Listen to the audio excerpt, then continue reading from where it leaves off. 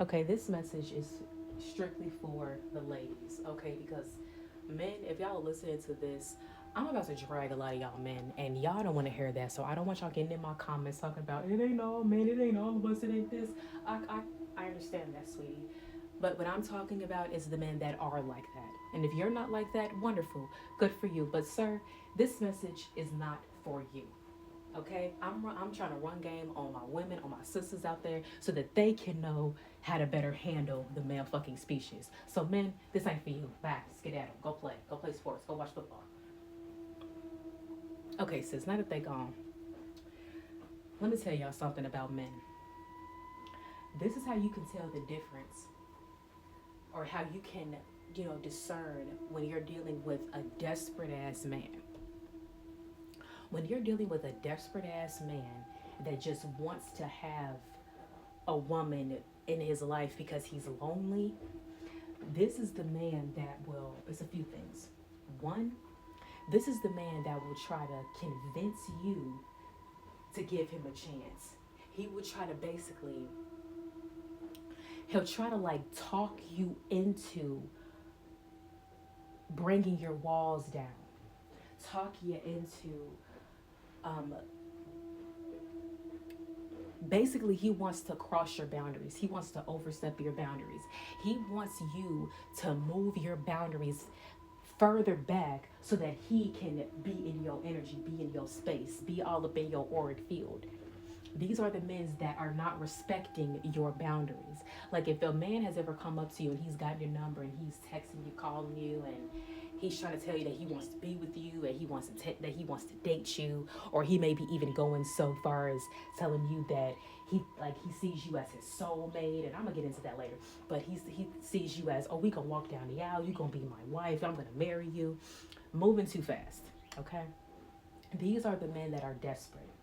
These are the men that desperately want to have a woman in their life, that they're going to just take any woman that is presented to him. Okay? And when he's expressed like how he wants to date you, he wants to talk to you, he wants to sleep with you and all of that stuff, and you're telling him, no, you're celibate right now, you don't really want to do that, you don't really want to date right now, you're dating yourself, you're okay with being single, you want to just focus on yourself for right now. He's not going to take no for an answer.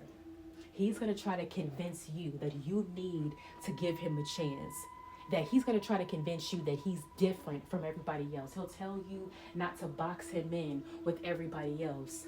But he's like, don't box me in with all these other men because I'm different.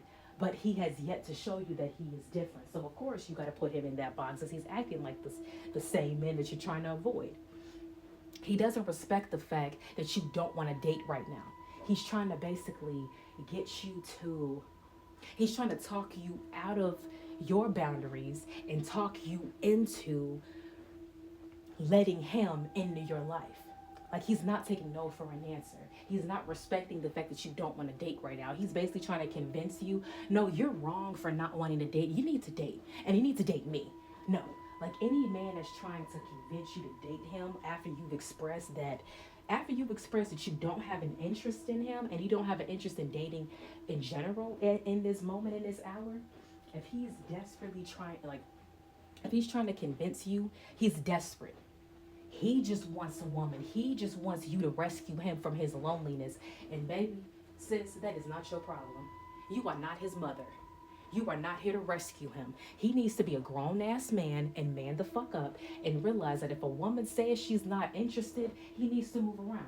If a woman says she doesn't want to date him, he needs to move around. You know how they love to say, don't let a man tell you twice he don't want you. Okay, the same can go for men. Men, don't let a woman tell you more than once that she ain't interested. Men, don't let a woman tell you more than once that she doesn't want to sleep with you. Men, don't let a woman tell you more than once that she ain't fucking with you, that she don't like you. Because then you're going to get your feelings hurt. And then your fragile fucking ego is going to be bruised because you refuse to just accept the reality that you need to accept. Because the more that he's trying to talk you into dating him and trying to coerce you into being with him, the more the more frustrated it's going to make you, the more violated you're going to feel, the more disrespected you're going to feel. Another thing, If he's talking about how he wants to date you or whatever, but every single conversation that you all have, he slips the freaky deaky stuff in there. He slips sex into the conversation. And he's talking about sleeping with you. He's talking about wanting to be with you in an intimate way. He's talking about all of this. That just shows that he doesn't want to date you. All he wants to do is get in your panties. That's all he's there to do. He will do anything that he can to get in your panties, because for men it's like a game. Like, you remember off that movie with Martin Lawrence and I forgot her name, but A Thin Line Between Love and Hate. It's like her name was on the tip of my tongue, but you know who I'm talking about. Y'all know who I'm talking about. But basically, how Martin Lawrence, he came after Lynn Winfield. Thank you. He came after Lynn Winfield, and she's telling him, like, I don't want to date. There is nothing that you can give me that I can already give myself. I'm fine. I've been hurt. I don't want to deal with you all anymore. Like, just leave me alone. And he kept he basically coerced her, connived her, manipulated her just to get in her panties. And then because he really had no genuine interest for her anyway. All he wanted to do was to get what he wanted. You saw how like he even went as far as saying to tell her I love you just so that he can get what he wanted. I'm telling you, men are conniving. Like in that movie, Martin Lawrence played a fuck nigga. He played a fuck boy. That's what he played. He played a fucking predator. That's what he played. That's why it irritated you when you watched it, because you like, damn, I've dealt with niggas like this. Yeah, desperate ass niggas. They be so desperate to get into your panties. They be so desperate to basically get what they want from you that they don't even realize that they're being manipulative.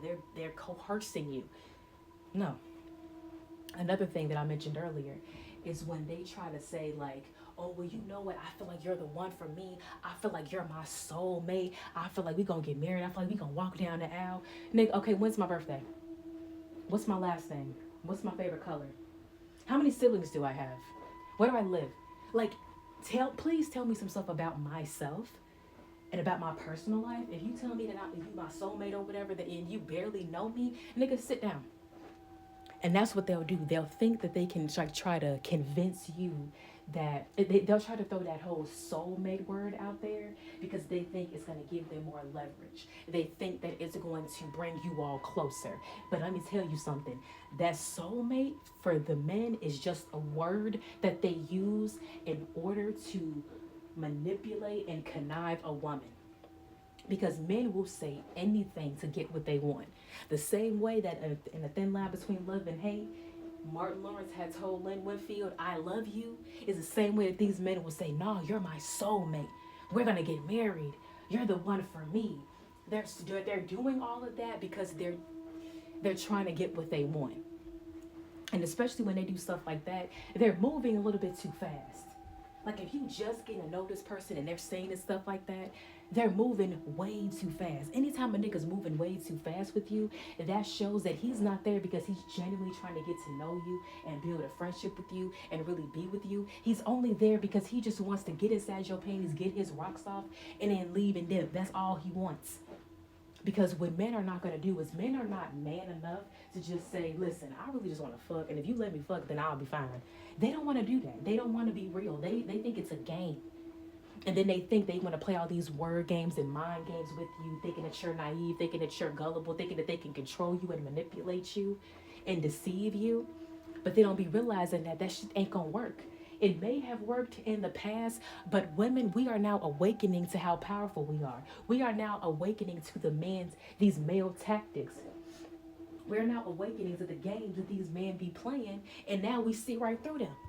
And they're mad and they're upset that we're seeing right through them because they can no longer run game on us because these men, they want to continue to be their immature, low vibrational self.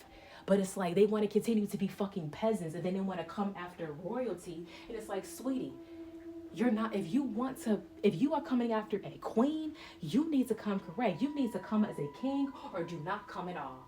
And I think that's the standard we need to have, ladies. You are a queen. You are not a princess, because princesses are little girls. You are a queen, my sis. And if a man wants you, it's like you better come as a king, come correct, or don't come at all, because I'm a queen and I don't deal with peasants.